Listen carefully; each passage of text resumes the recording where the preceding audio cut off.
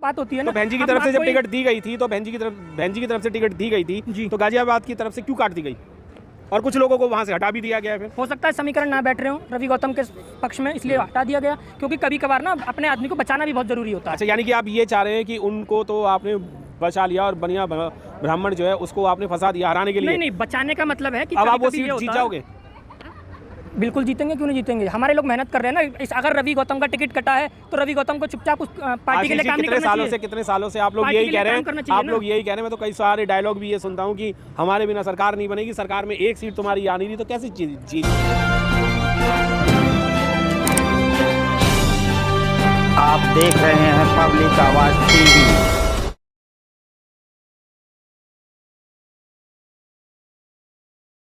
बोलना चाह रहा हूँ कि जो मेहनती और ईमानदार कार्यकर्ता है, आशीष जी ये बताइए क्या मेहनती लोगों को अच्छी चीज मिलेगी? क्या सोच रखा था भाई? आप अभी तो वो उपचुनाव के लिए उन्होंने ऐसा कर दिया। हो सकता है बहन जी 27 में उन्हें टिकट दे दें, लेकिन पेशेंस तो रखना चाहिए। जिस दिन टिकट कटा, आपको उपचुनाव में ही अगर रिजल्ट मिल जाता तो 27 में भी आपको और अच्छा वो आ जाता, ये नहीं सोचा गया कभी? देखिए, जो मैंने कहा ना, अगर किसी का टिकट बदला जाता है तो समीकरण देख के बदला जाता है। हो सकता है समीकरण ऐसे बैठ रहे हो कि भाई रवि गौतम जी को ना लड़ाया जाए, किसी और को लड़ाया जाए, रवि गौतम को आगे लड़ाया जाए, लेकिन हर प्रत्येक तो पैसे की मांग क्यों की गई? क्योंकि वो तो खुले मंच पे ये कह रहे हैं कि मुझसे 40 लाख रुपए मांगे गए। मैंने कहा ना कि जिस आदमी का टिकट कटता है या जिसको पार्टी से निकाला जाता है, वो सबसे पहले आरोप पैसे का ही लगाता है। सबसे पहले आरोप पैसे का ही लगाता है। क्या ये 15 साल से, जब आप अब वो मैंने भी लाइव देखी है, जो 15-20 साल का वो बोल रहे हैं कि मैं काम कर रहा हूँ समाज के लिए, पार्टी के लिए, वोट डलवाता भी हूँ, ये है वो है, जो भी है, तो 15 साल से पैसे की बात क्यों नहीं आई? चांदनी चौक से टिकट कटा था जी, कौंडली से टिकट कटा था जी, उन दोनों ने तो पैसे की बात नहीं करी, तो फिर ये पैसे की बात क्यों? ऐसे तमाम बहुत सारे लोग हैं जिनकी तमाम लोगों की टिकट कटी या किसी बेस पे, किसी आधार पे किया गया, उन्होंने तो पैसे की बात नहीं करी। अगर ये बात कर रहे तो कुछ ना कुछ तो होगा ना उसमें। देखिए, ये सब लोग, बस सिंपल बात है, ये पार्टी को खराब करने वाली बात है और पार्टी के नेता को नाम खराब करने वाली बात है। अगर आप कह रहे खराब करने वाले, बहन जी ने खुद मांगे। बहन जी का तो कभी कहीं नाम ही नहीं आता जो उनके अब कोई और सिप्पे सला रहे हैं, अब कोई पैसे मांगता रहे और आप बदनाम पार्टी को कर रहे हैं और बहन जी कर रहे हैं, तो गलत बात है ना। तो पार्टी के नाम पे मांगे जा रहे हैं ना, पार्टी के लोग थोड़ी ना मांगे हैं। बहन जी अगर मांगे या पार्टी के जो कैशियर या और जो आधिकारिक लोग हैं वो मांगते हैं, तो बात होती है ना। तो बहन जी की तरफ से जब टिकट दी गई थी तो बहन जी की तरफ से टिकट दी गई थी तो गाजियाबाद की तरफ से क्यों काट दी गई और कुछ लोगों को वहां से हटा भी दिया गया है? फिर हो सकता है समीकरण ना बैठ रहे हो रवि गौतम के पक्ष में, इसलिए हटा दिया गया, क्योंकि कभी कभार ना अपने आदमी को बचाना भी बहुत जरूरी होता है। अच्छा, यानी कि आप ये चाह रहे हैं कि उनको तो आपने बचा लिया और बनिया ब्राह्मण जो है उसको आपने फंसा दिया हराने के लिए? नहीं, बचाने का मतलब है कि अब आप वो सीट जीत जाओगे? बिल्कुल जीतेंगे, क्यों नहीं जीतेंगे। हमारे लोग मेहनत कर रहे हैं ना। अगर रवि गौतम का टिकट कटा है तो रवि गौतम को चुपचाप उस पार्टी के लिए काम नहीं करना चाहिए। कितने सालों से आप लोग यही कह रहे हैं, मैं तो कई सारे डायलॉग भी ये सुनता हूँ कि हमारे बिना सरकार नहीं बनेगी, सरकार में एक सीट तुम्हारी आ नहीं रही, तो कैसी जीत? देखिए, सबसे पहली बात तो क्या बदलेंगे आप लोग? देखिए, सरकार में सीट नहीं आ रही है, या हम सरकार नहीं बना रहे हैं, या हमारा जीरो हो गया है। अभी बात आई थी ना, हमारा जीरो हो गया है। बहन जी भी कई बार है जीरो है जी। बहन जी भी कई बार कह चुकी हैं, और आप खुद मिशनरियों का ये बात जानते हैं कि बीएसपी विचारधारा की लड़ाई लड़ रही है। सरकार तो एक माध्यम है, सरकार तो एक रास्ता है, लेकिन हम विचारधारा की लड़ाई लड़ रहे हैं। हम में और दूसरों में जमीन आसमान का फर्क है। आप लोग तो विचारधारा की लड़ाई लड़ रहे हैं, आप लोग जो लोग हैं वो तो विचारधारा की लड़ाई लड़ रहे हैं, पर जो उच्च पद पर हैं वो आप लोगों को बलि का बकरा बना रहे हैं और हर जगह आपको हलाल किया जा रहा है। नहीं, ऐसा नहीं है। और हम कहेंगे कि हम उच्च पदों पे जो बैठे हैं, हम उनके लिए काम नहीं कर रहे हैं। हम केवल और केवल बाबा साहब की विचारधारा के लिए काम कर रहे हैं, और बाबा साहब की विचारधारा को लिए अगर कोई काम करती है तो बीएसपी काम करती है। जिस दिन बीएसपी बाबा साहब की विचारधारा के लिए काम नहीं करेगी, वैसे तो वो दिन आएगा ही नहीं, ये मैं डेफिनेटली श्योर हूँ, वो दिन आएगा ही नहीं। लेकिन जिस दिन विचारधारा के लिए काम नहीं करेगी, सबसे पहले विरोधी मैं होऊंगा। बाबा साहब ने कभी ये नहीं कहा था कि इसकी टिकट काट के उसे दे देना? तो बाबा साहब ने क्या कहा? आपने पहले नहीं सोचे थे? आपने पहले आंकड़े नहीं लगाए थे कि रवि गौतम का क्या होना चाहिए, क्या नहीं होना चाहिए? मैंने कहा किसी ना, के रवि लिए, गौतम किसी को के लिए, पेशेंस तो रखना किसी चाहिए। के लिए पेशेंस क्या? इतने तो सालों से वो पेशेंस लड़ रहे हैं। अगर मान लीजिए वो बहन जी ने बुलाया है और उनसे बात करी, वो बाहर आके तुरंत लाइव करने लग गए, बकने लग गए। मैंने भी देखी है वो लाइव, जिला अध्यक्ष को बोलने लग गए, कोऑर्डिनेटर को बोलने लग गए। तो आदमी को पेशेंस तो रखना चाहिए। जब कोई मेहनत करेगा, 10-15 साल से मेहनत कर रहा है व्यक्ति, और आप उसका अगर चीजें नहीं लेंगे तो फिर कैसे करेंगे? सब चीजें जी आप बताइए, आप सीनियर हैं। देखिए ऐसा है, रवि गौतम जी 15 साल से 20 साल से 10 साल से काम कर रहे थे, जो भी कर रहे थे, लेकिन बसपा में काम नहीं कर रहे थे जी। पहली बात तो ये। दूसरी बात ये है कि बसपा ने उनका सम्मान किया, बसपा ने उनको टिकट दिया जी। इस बात का उनको एहसानमंद होना चाहिए जी। बसपा ने उनसे कोई पैसा नहीं लिया, टिकट देते समय नहीं लिया ना, ये रवि गौतम जी कहते हैं। और उनके काम को देखते हुए बसपा ने उन पर विश्वास जताया और उनको टिकट दिया। किसी कारणवश नहीं टिकट हुआ तो अब ये कोई ज़बरदस्ती है कि रवि गौतम को ही होना चाहिए? रवि गौतम इतने 15 साल से काम करके बसपा के लिए काम कर रहे थे क्या? नहीं। लेकिन बसपा ने वो काम कहीं भी कर रहे थे, लेकिन बसपा ने पर किसी और पार्टी के लिए भी तो नहीं काम कर रहे थे ना। उनपे कोई ये आरोप नहीं है कि वो कोई बीजेपी में गए थे, कांग्रेस में गए थे, आम आदमी पार्टी में गए थे, एसपी में गए थे। अपने लिए तो काम कर रहे थे ना, नहीं समाज के लिए काम अपने लिए काम कर रहे थे। देखिए फिर वही वाली बात है, अगर समाज के लिए काम कर रहे थे, आज अगर कहा जाए तो फिर तो बहन जी भी सुनो अपने लिए काम कर रही हैं। अगर समाज के लिए काम कर रहे थे या अपने लिए कर रहे थे, ऐसे मान लेते हैं। चलो अगर समाज के लिए काम कर रहे थे तो बहन जी ने उस बात को समझा ना, समझा और उनको टिकट दिया। लेकिन पेशेंस नहीं है हमारे लोगों में। वो आज ही एमपी बनना चाहते हैं, आज ही एमएलए बन जाना चाहते हैं। लेकिन कोई ज़रूरी है कि इस उपचुनाव में सीट निकल भी जाएगी? नहीं ज़रूरी है। बहन जी ने सोचा कि भी हमारा एक मेहनती और बढ़िया कार्यकर्ता है तो ये ख़राब नहीं होना चाहिए, कुछ सोचकर उनको वापस लिया गया। लेकिन उनमें पेशेंस ही नहीं है, और पेशेंस नहीं है तो फिर उसका इलाज कुछ भी नहीं है। पेशेंस तो उसमें होते हैं, जैसे आप मुझे कोई बात समझाएंगे तो मैं समझूंगा उसे। जब आप यानी कि आपकी समझाने की क्षमता नहीं होगी तभी तो पेशेंस टूटे उनके। नहीं देखिए, माननीय जिन्होंने भी समझाया, मैं माननीय बहन जी के लिए नहीं कह रहा मैं।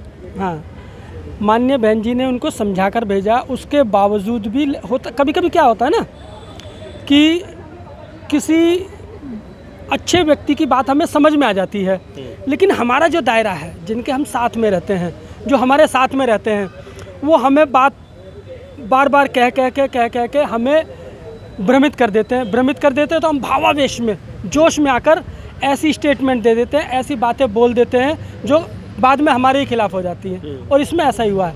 मैं रवि गौतम को गलत नहीं मान रहा, लेकिन अपने कुछ साथियों के जोश में आने पर, भावावेश में आने पर उन्होंने ऐसी प्रकार की स्टेटमेंट दे दी जो कि गलत है। अब गाजियाबाद की जो सीट है वो आप निकाल लेंगे? ईमानदारी से बताना। देखिए बिल्कुल ईमानदारी से। हाँ बिल्कुल, आपने देखा होगा मैं कभी भी झूठ नहीं बोलता और ऐसी बात भी नहीं कहता कि बिल्कुल आँख, क्योंकि मैं बसपा का काम करता हूँ, आँख बंद करके नहीं करता, खुलकर करता हूँ। जरूरी नहीं है कि ये सीट निकलेगी, और ज़रूरी ये भी नहीं था कि तब भी निकलती, ठीक है ना। पर समीकरण तो बन रहे थे ना? समीकरण को देखकर ही तो दिए थे बहन जी ने टिकट बुलाकर, इन्हीं को नहीं दी, बहुत सारे लोगों को, इंदु चौधरी जी को, वो एक रिपोर्टर हैं, क्या नाम है उनका, शंभू जी को, एक दिल्ली यूनिवर्सिटी की प्रोफेसर थी उनको। हाँ, ये हमारे मजबूत लोग थे, माननीय बहन जी ने बुला कर टिकट दिए। लेकिन हमारा कोई आदमी बर्बाद हो जाए, है ना भाई, छोटी सी पूंजी है, छोटी सी पूंजी अर्जित की है, और इस उपचुनाव में 10 सीटों पर हम प्रयास कर रहे हैं। अभी 2 जिला पंचायत की सीटें हम जीते हैं, लेकिन ज़रूरी नहीं है कि ये सीटें भी हम जीत जाएंगे। तो हमारा कोई मजबूत आदमी बेकार हो जाए, छोटी सी पूंजी है उसकी, वो पूंजी ख़राब हो जाए, आगे चुनाव बहुत 27 में आने वाले हैं, बहुत आने वाले हैं, तो पेशेंस रखना चाहिए। माननीय बहन जी ने जब एक बार बुला लिया और हम पर भरोसा है तो दोबारा फिर बुला सकती हैं। सर, कार्यकर्ता जो पार्टी के थे, मजबूत कार्यकर्ता, नाम गिनाऊंगा तो बहुत सारी, ठीक है, लिस्ट लंबी हो जाएगी, वो लोग आज़ाद समाज पार्टी में चले गए। देखिए, क्या वो पेशेंस वाले नहीं थे जो बहन जी के बिल्कुल हाथों के नीचे बैठा करते थे और टॉप 10 में आते थे ये लोग, और टॉप 10 में से 8 लोग बाहर चले गए। देखिए माननीय मिलिंदर जी, कुछ लोग बाबा साहब की एक बात को मानते हैं कि राजनीतिक सत्ता वो मास्टर चाबी है जिससे सभी प्रकार के ताले खुल जाते हैं जी, ठीक है। तो वो चाबी लेने के लिए दौड़ पड़ते हैं, वो ये नहीं सोचते कि मैं इस काबिल हूँ भी या नहीं, मैं इस चाबी को लेने के बाद समाज का भला करूँगा भी या नहीं करूँगा, ठीक है ना। बाबा साहब ने ये सोच कर कहा था कि राजनीतिक सत्ता वो मास्टर चाबी है जिससे सभी प्रकार के ताले खुल सकते हैं, लेकिन ये चाबी उस व्यक्ति के हाथ में होनी चाहिए जिसके सीने में समाज के प्रति दर्द हो और जिसके दिमाग में समाज के लिए कुछ करने की भावना हो, तो उस व्यक्ति के हाथ में होनी चाहिए, हर किसी के हाथ में नहीं होनी चाहिए। ऐसे तो 131 सांसद हैं जो एससी सीट से जीत कर आते हैं, लेकिन सारे के सारे एससी को डुबोने का काम, उनको बर्बाद करने का काम करते हैं। 1400 सांसद आते हैं जीतकर सुरक्षित सीट से, वो किसी न किसी पार्टी के माध्यम से आते हैं। सर मैं एक चीज़ कहना चाहूँगा, मैं 8 लोगों की जो बात कर रहा था, 8 से 10 लोगों की जो बहन जी के टॉप 10 में थे, हाथों में ही। अब मैं बता रहा हूँ क्या ये नहीं कहा जा, हम लोग है ना अपनी कभी भी अपनी बुराई को हम कभी नहीं कहते, एक्सेप्ट नहीं करते हम कि भाई हाँ हमारे में ये कमी है, या हमारी वजह से वो व्यक्ति चला गया, या पार्टी के लोग जो हैं वो चले गए, या पार्टी के जो वोटर थे वो भी चले गए। ताली सर दोनों हाथों से बजती है, जरूरी नहीं है कि वो सामने वाला ही गलत होगा, और गलत होगा तो 1 होगा, 2 होगा, 3 होंगे, 4 होंगे, हजारों की तादाद में है सर, काउंटिंग आपको पता है। मैं आपकी बात से बिल्कुल सहमत हूँ। देखिए कहीं ना कहीं कुछ न कुछ जो हमारे पदाधिकारी रहे उनकी कमियां रहीं, क्योंकि वो भी उसी में से थे जो राजनीतिक लाभ के लिए आए थे। संगठन की गलती से वो ऊंचे पदों पर रहे और उन्होंने नीचे के कार्यकर्ताओं को बिगाड़ने का काम किया। धीरे धीरे माननीय बहन जी आकाश आनंद जी इस चीज़ को सुधार रहे हैं। महाराष्ट्र में भी सुधारा, अभी दिल्ली में इस मीटिंग में मैं था, मैंने भी बात रखी, तो उन्होंने दिल्ली की सारी बॉडी को शांत रहने के लिए कर दिया और बहुत सारे सुधार की जरूरत है। हरियाणा में भी हुआ, राजस्थान में भी हो रहा है, सब जगह हो रहा है। दिल्ली में लोग कहते थे कि भाई ये नहीं हो सकता, वो नहीं हो सकता, बहुत सारे फेरबदल हुए हैं। तो लेकिन मेन बात वही है कि समाज में एक ऐसा वर्ग भी पनप रहा है जो चरण वंदन करता है, जो शकल देखकर पीछे लग जाता है, वो ये चिंतन नहीं करता कि ये सही है या गलत है। और जब आप फैक्ट्री बंद कर दोगे ना तो ऐसे लोग पैदा हो जाएंगे। नहीं, काशीराम साहब ने फैक्ट्री लगाई थी, हाँ। और चाटुकारिता पे एक किताब भी की थी, और जो चाटुकारिता करता था वो उसके थप्पड़ भी पड़ते थे। काशीराम साहब चले गए, उनकी किताब चली गई, उनकी फैक्ट्री बंद कर दी गई, तो ये तो पैदा होने ही होने हैं। चलिए ये छोड़ते, एक और सवाल करता हूँ। दिल्ली के इलेक्शन आ रहे हैं, 70 विधानसभाएं कितनी जीत रहे हो ये बताओ, पार्टी देने के लिए तैयार हो? फिर से वही बात कर रहा हूँ जो मैंने निगम में कही थी कि 272 हैं। आप सबने कहा हमारे बिना मेयर नहीं बनेगा। मैंने कहा था 2 भी ले आओ, आकाश आनंद और भाई साहब को भी खड़े कर दोगे तो भी आप नहीं जीत रहे हो, और वही हुआ, 0 आए आप। अब बताइए, वो 250 हो गई थी, फिर आपको और 25 का फ़ायदा मिला था। अब ये बताइए 70 में से कितनी सीटें विधानसभा दिल्ली जीत रहे, क्योंकि आप दिल्ली में काम करते हैं। देखिए फिर आंकड़ा मैं भी बताऊंगा आप। हाँ, बिल्कुल। देखिए कुछ फैसले ये जो आप पूछ रहे हैं, इसका जवाब तो मैं 10, अभी आकाश आनंद जी की मीटिंग होने वाली है, 10 तारीख को है उनकी मीटिंग। मुझे नहीं 10 को नहीं है, अभी 9 से पहले होगी। 3 तारीख को हरियाणा का प्रचार बंद हो जाएगा, उसके बाद संभवतः 4-5 में वो यहाँ पर आ जाएंगे, तो कभी भी हो सकती है। कुछ दिल्ली के फैसले होने हैं, उसके बाद ये तय होगा कि हम कितनी सीटों पर जीत रहे हैं, कितनी पर नहीं है। एक बात। दूसरी बात, मान्यवर कांशीराम साहब की जो आप फैक्ट्री की बात कर रहे थे जो बंद हुई, देखिए मैं भी उसी का एक अंग हूँ। तभी आपको बाहर निकाल दिया गया, या अभी तक पार्टी में आप? पार्टी में हूँ। नहीं, पार्टी में तो हैं, पर पार्टी पे कोई वैसे पद पे नहीं है जो आप होने चाहिए, जितनी आपने मेहनत की है। नहीं देखिए, ये आपके भी पेशेंस हम देख रहे हैं, कितने दिन तक आप पेशेंस में हैं। उसके बाद हम आपसे फिर से बात करेंगे कि पेशेंस कहाँ गए वो। देखो, मैं आज भी बसपा के लिए कैडर लगाने का काम करता हूँ, लोगों को समझाने का काम करता हूँ। वही बंद कमरे में जो मान्यवर कांशीराम साहब से मैंने सीखा, उसी काम को आगे बढ़ाने का काम करता हूँ।